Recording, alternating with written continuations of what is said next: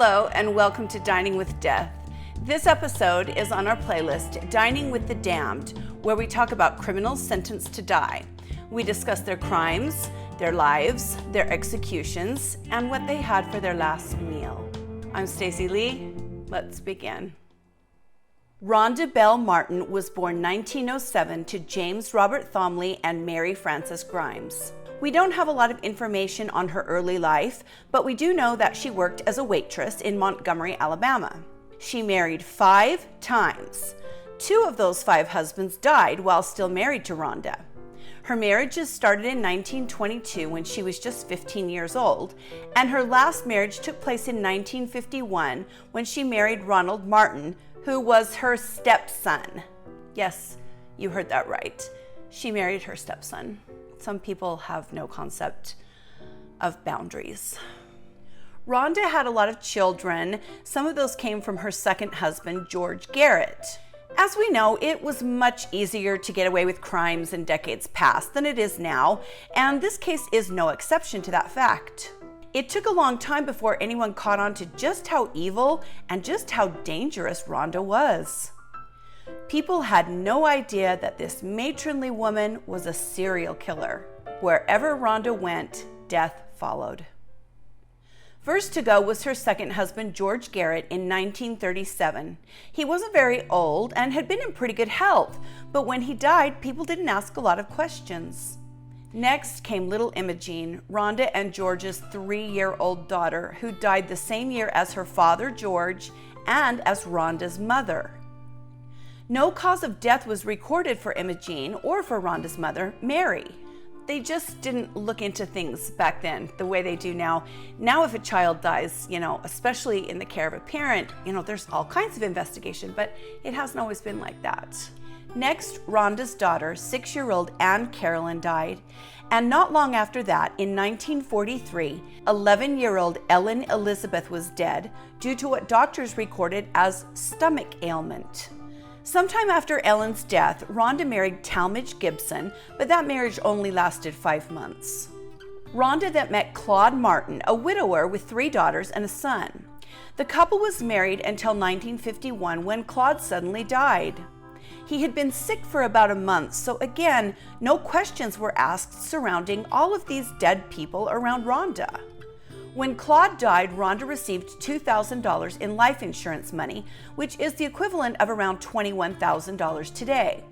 Rhonda actually used $400 of that money to move the body of Claude's former wife next to Claude's grave so they could be together, which seems like a somewhat strange but very considerate gesture, especially for a new wife to offer up. 8 months after Claude died, Rhonda married her own stepson, Claude's son, Ronald Martin, which was actually a violation of Alabama law. Rhonda and Ronald lived together until 1955, when Ronald was discharged from the Navy. A few months after being home, Ronald became very ill. He was complaining of stomach pains and severe pain in his extremities. Finally, after all of this death, doctors performed extensive testing on Ronald and tested even his hair, which was found to contain enormous amounts of arsenic. The doctors then reported what they found, and police quietly began investigating Rhonda. Of course, once they did, they realized just how many people close to Rhonda had died at very young ages and from mystery ailments. They actually went so far as to exhume a few of the children's bodies, as well as the bodies of Rhonda's dead husbands and her mother. In several of those bodies, police found traces of arsenic. Arsenic is not hard to detect. They can even detect arsenic in cremated remains. Isn't that interesting? I didn't know that until recently. Rhonda Belle Martin was taken into police custody for questioning. When she was interrogated, she quickly confessed to it all of the murders. She had fed rat poison to husband George back in 1937. Her poor daughters, 6-year-old Anne Carolyn and 11-year-old Ellen Elizabeth, she had laced their milk with rat poison. Her own mother, rat poison in her coffee. Poor little Imogene had been poisoned with arsenic in her food.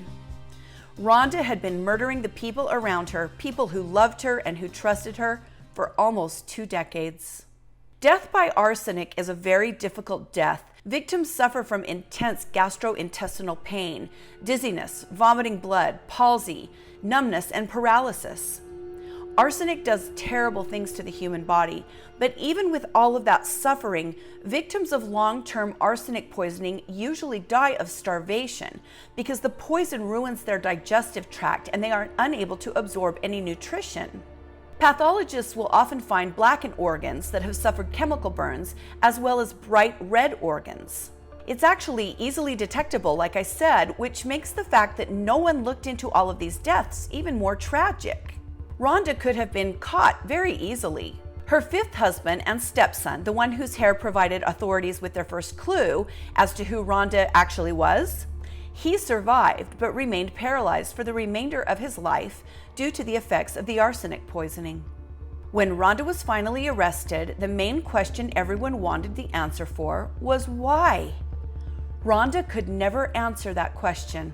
She really had no reason for what she did. She did get a small insurance payout from Claude's death, but that was the only death that she benefited from financially.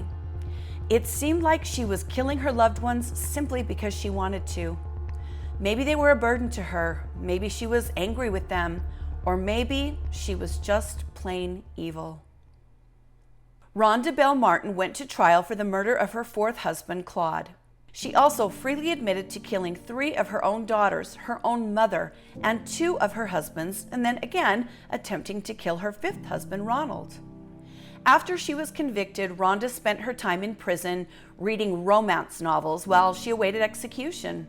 On October 11, 1957, tightly holding onto her Bible, Rhonda was given her last meal, which of course I'm going to show you, was led down the hall from her cell, was strapped into the electric chair, and the signal was given. When the executioner threw the switch, nothing happened.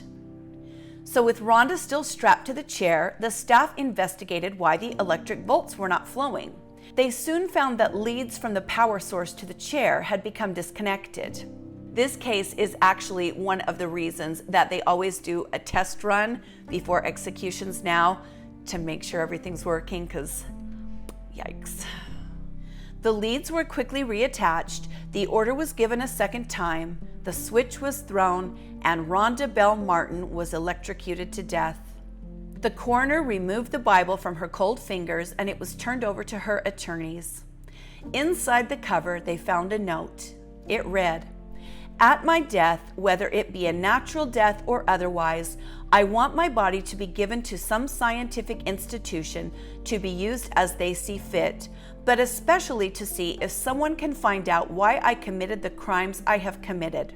I can't understand it, for I had no reason whatsoever. There is definitely something wrong. Can't someone find it and save someone else the agony I have been through?" Well, some people might argue that the people that were tortured and murdered by Rhonda suffered a lot more agony than she did. So what did female serial killer Rhonda Belle Martin request for her last meal? I'm going to show you. This is what serial killer Rhonda Belle Martin had for her last meal. She asked for a hamburger.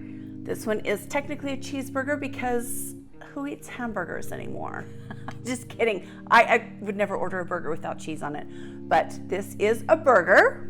She ordered a bowl of mashed potatoes. I've got a lot of butter on mine because that is the only way to eat mashed potatoes. She ordered cinnamon rolls. These smell so good. Yeah, they smell really good. And she requested coffee. And because it didn't say black coffee, you know I'm having mine with cream and sugar. All right, let's taste it. Mashed potatoes. Is there anything better in the world than mashed potatoes with butter on them? Yeah, those are really good. For someone who made a lot of bad choices, at least she made some good choices for her last meal. Let's try this burger.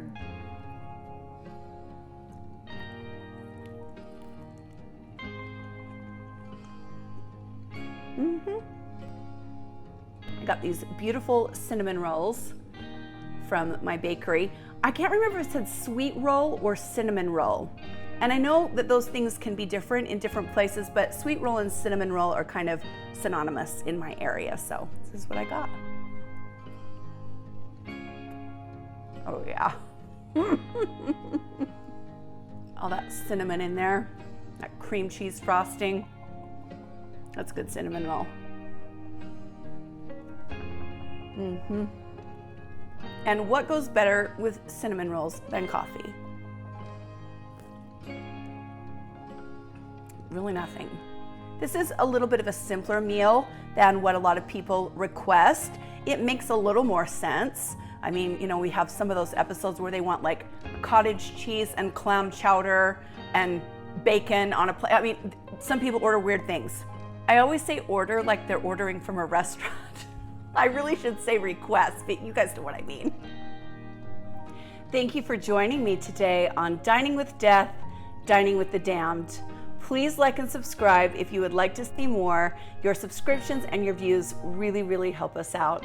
Stay safe and be kind to each other, and I'll see you next time on Dining with Death. Bye.